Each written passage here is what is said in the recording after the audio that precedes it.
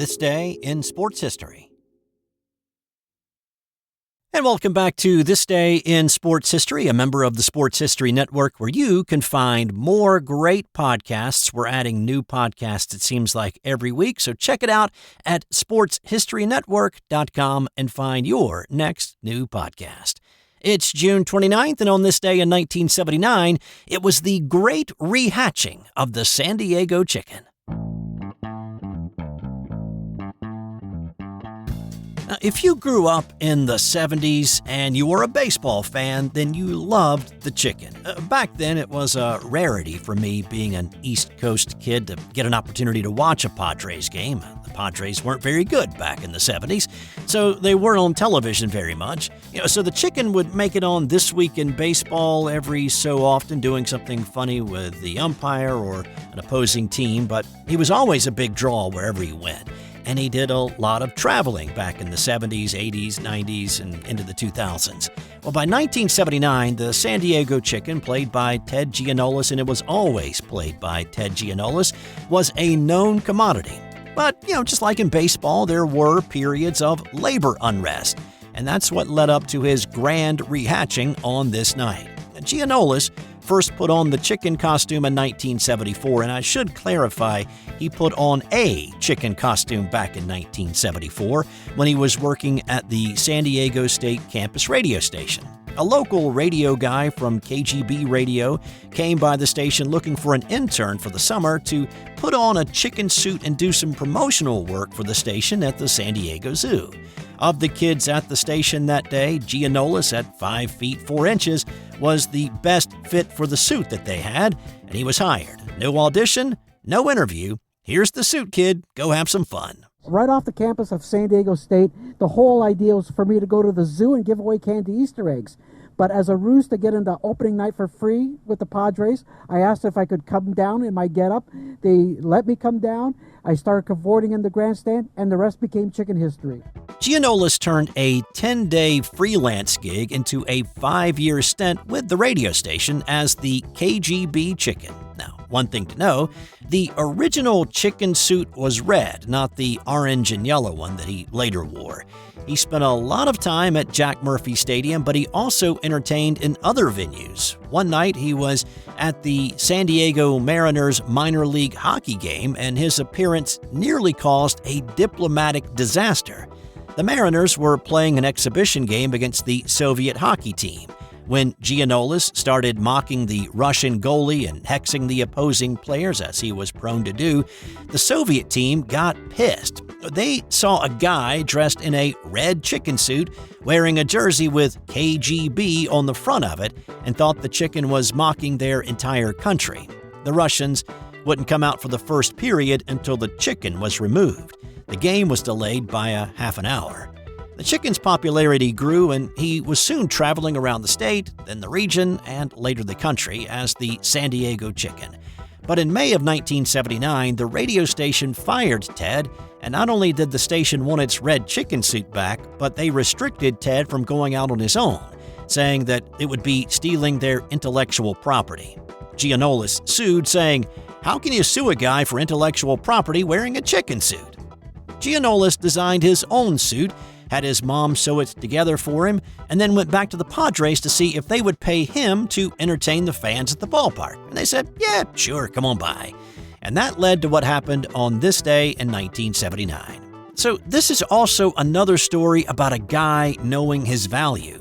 He asked the Padres to pay him a bonus if he drew more than their attendance average of 18,000 on his grand rehatching night. The Padres, thinking to themselves, nobody's coming out to watch a guy in a chicken suit, agreed to pay him $1.50 for every person above the 18,000 average. Giannoulis went all over town as the chicken, promoting his return to the ballpark. He constructed an 8-foot-long styrofoam egg, and then, when he made his grand appearance, the egg was brought into the stadium on top of an armored car, escorted by 2 California Highway Patrol officers on motorcycles. To the dramatic music of 2001: A Space Odyssey, the San Diego Chicken burst out of his egg in front of 41,000 people, 23,000 more than their seasonal average. He basked in the spotlight of a 10-minute standing ovation.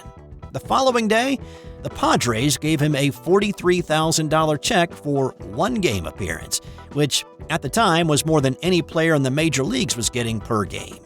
He used that money to pay off his legal bills that he'd been racking up in court fighting KGB radio. From there, he went on to become what the New York Times would later call the most influential sports mascot in history, and deservedly so. One of his suits actually hangs in the Baseball Hall of Fame in Cooperstown. Giannoulis had hip replacement surgery in 2023 and made a few appearances last year. The last one that I could find a reference for was at a Little League game in June. He is semi-retired, not having called it quits just yet, but he has not performed this year nor released a schedule of future appearances. This episode is brought to you by the Sterling Soap Company. Sterling Soap is 100% natural, and with a variety of bath soaps, shave soaps, beard balm, lotions, cologne, and many more personal care products in a large variety of scents, you're sure to find something that's perfect for you or that special someone in your life. Check them out at sterlingsoap.com. On this day in 1905, the real Archie Moonlight Graham almost got his chance to hit in a Major League Baseball game. Of course, if you've seen the movie Field of Dreams, then you know the heart-rending story of Moonlight Graham, played by Burt Lancaster as the older version and Frank Whaley as the younger version. In case you need a refresher, Kevin Costner and James Earl Jones's characters go to Chisholm, Minnesota after hearing the voice say, "Go the distance," and seeing the name Archibald Moonlight Graham pop up on the scoreboard when they're at Fenway Park. The premise is that Graham never got a chance to face a big league pitcher, even though he came tantalizingly close, and they bring him back to Iowa to give him his opportunity on the mystical field that Costner built into his cornfield. And most of the story depicted is true. On this day in 1905, the New York Giants were playing the Brooklyn Dodgers. Down 10-0 in the bottom of the eighth, manager John McGraw inserted Graham into right field. In the top of the ninth, Graham was waiting in the on-deck circle when Claude Elliott ended the game with a flyout. Graham never got another chance to play in a major league game. But rather than retire and go to medical school as depicted in the movie, Graham did return to the minor leagues, and he played for Scranton in the New York State League and actually led that league in hitting in 1906. But yes, eventually, he did finally put his baseball dreams on the shelf and go to medical school and move to Chisholm, where he worked as a doctor for 44 years. On this day in 1950, it was one of the greatest upsets in World Cup history as the U.S. beat England 1-0. This win was a complete stunner for a lot of reasons. First, the U.S. team was put together quickly and included guys who played semi-professionally and didn't have any experience on the world stage. In fact, for most of them, they just played soccer to stay in shape for other sports they actually preferred, like baseball or football. There was a postal worker, a school teacher, a mill worker, and a funeral director on the roster. A couple of guys who actually were on the team didn't even make the trip to Brazil because they couldn't get time off of work. 3 players were added just days prior to this game. They'd only practiced once as a team before heading off to play the English.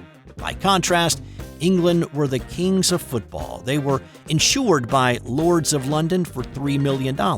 In the U.S., you would have struggled finding 3 people in the country that even knew we had a soccer team competing in the 1950 World Cup. England had recent wins over Italy and Portugal with a combined 14 goals for and none against in those matches. The English press suggested to make the game sporting, they should give the Americans a 3-0 lead to start. So confident was English coach Walter Winterbottom that his team would have no problem with the Yanks, he left his best player, Stanley Matthews, on the beach in Rio to relax for upcoming matches, while they made the trip 500 miles north to the venue in Belo Horizonte. This was England's first appearance in the World Cup, though, whether it had been their disdain for the French and a protest against a Frenchman coming up with the idea of the World Cup in the 20s or something else. The English had not trifled with a display to prove what they already knew. England was the birthplace of modern soccer, and they were the best in the world at playing it. The newly appointed coach for the U.S. team, Bill Jeffrey, told the media prior to this match that his team had zero chance against the English and felt like his boys were being led like lambs to a slaughter. Now, to be fair, his players also thought it was an impossibility. Goalie Frank Borghi thought if he could keep England to 7 goals, well, a 7-0 loss would be respectable, maybe even a downright coup. And once the game got started, the English talent was on full display, and on the stat sheet, they were winning the battle. But on the scoreboard, it was a different story. By the 12th minute, England already had 6 shots on goal. 1 had been deflected, 2 had clanged off the woodwork, and 1 sailed just over it. The Americans didn't get their first shot until the 25th minute. But as American team member Walter Barr said later, to win 1-0, you only have to touch it once. It was Barr who was the catalyst for the American goal. In the 37th minute, Barr took a shot from 25 yards out, and as the English goalie moved to parry it away, Joe Gaetjens dove at it and deflected it with his head just enough to get it past the goalkeeper and sneak it across the goal. Gaetjens was a Haitian immigrant who had been one of the 3 players added to the team at the last minute. And here he was, scoring against the mighty English team and putting the U.S. up 1-0. The English picked up their attacking pressure, but despite lots of shots, they could simply not find the back of the net. A shot by England in the second half was saved off the line by Borghi. The English protested that it was a goal, but the referee ruled it had not crossed the line entirely. Jim Litka was monitoring the action that night for the Associated Press, and with only a few minutes remaining in the match, he sent an interim report listing the score as 1-0, but did not provide who the 1 was for. Most sports writers who saw it come across the wire around the world thought the score was a typo for sure, and thought the score must really be 10-0 and in favor of England. That would be the only thing that would make sense. When Litka finally confirmed the score later as truly being 1-0 in favor of the U.S., people across the globe were stunned. Borghi was carried off on the shoulders of teammates and fans. 2 of the guys on that team, Barr and Harry Keogh, remembered Borghi's incredible performance in this game years later. Frank had a strong suit. He was cutting balls off in the air. He had hands about twice as big as mine. Almost anything that came across that goal, he was up in the air with them big hands. He read things quickly and he made a decision quickly, and it was usually the right decision. But so many times they had an opportunity for a good cross and people in the box that Frank just cut off. He was, without a doubt, the star of the game. For him being carried off the field, he probably deserved to be carried off twice. Now, this was pool play. England could have advanced into the knockout stage with a win over Spain, but they lost again, 1-0. The U.S. team lost their next game to Chile and were done for the tournament as well. But the win over England made the trip a success. The U.S. would not qualify for another World Cup for 40 years. Now, if the last name Barr, spelled B-A-H-R, sounds familiar, well, Barr's 3 sons, Casey, Chris, and Matt, played soccer professionally in the North American Soccer League, and then Matt and Chris also played in the NFL. Matt had a 19-year career and won a Super Bowl with the Pittsburgh Steelers in 1980. Chris played 14 seasons in the NFL and won 2 Super Bowl rings with the Raiders.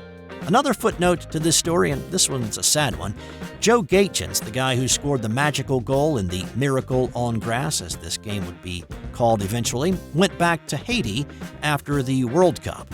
In July of 1964, he was arrested by henchmen of ruthless dictator Papa-Doc Duvalier, and he was never seen again. On this day in 1989, Chris Washburn was banned from the NBA for life. Washburn had been a number 3 pick by the Golden State Warriors in the 1986 draft, right behind Brad Daugherty at number 1 and Len Bias at number 2. Washburn's numbers in his 2 years at NC State were not overly impressive. He averaged about 16 points, 6 rebounds, and a block per game. In pre-draft workouts, he had not really been that impressive either. One draft analyst said that Washburn never took anything seriously. He had size, he had some skill, but zero work ethic. but the Warriors drafted him on his potential and ignored all of the red flags. They should have paid more attention to those flags. Over the course of his 2-year NBA career, he got in trouble with the team due to his drinking, he was late to practices and team departures, and gained a lot of weight. He got in trouble with the league due to failing drug tests.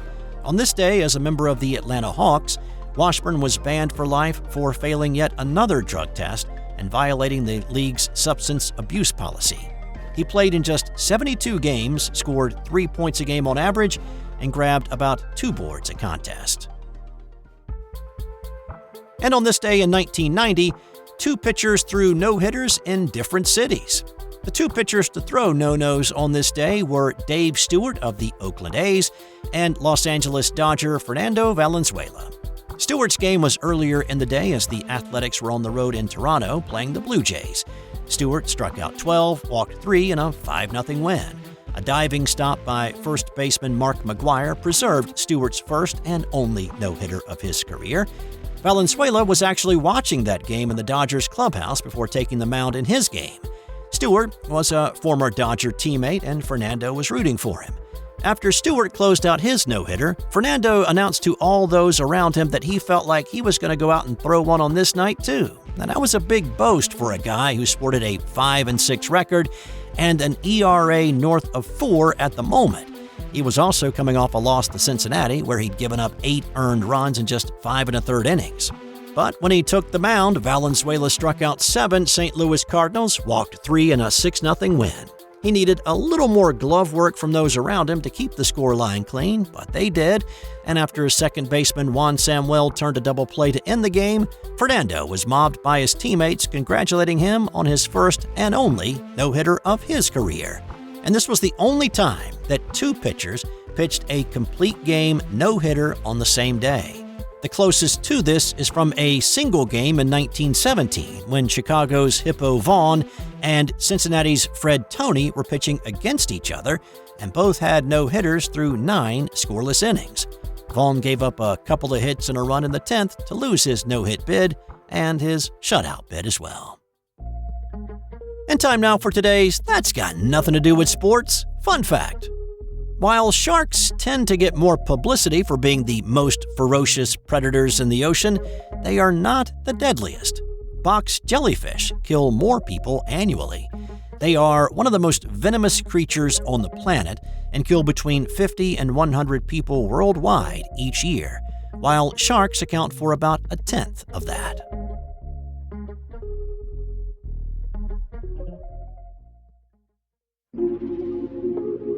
This has been an original Thrive Suite production.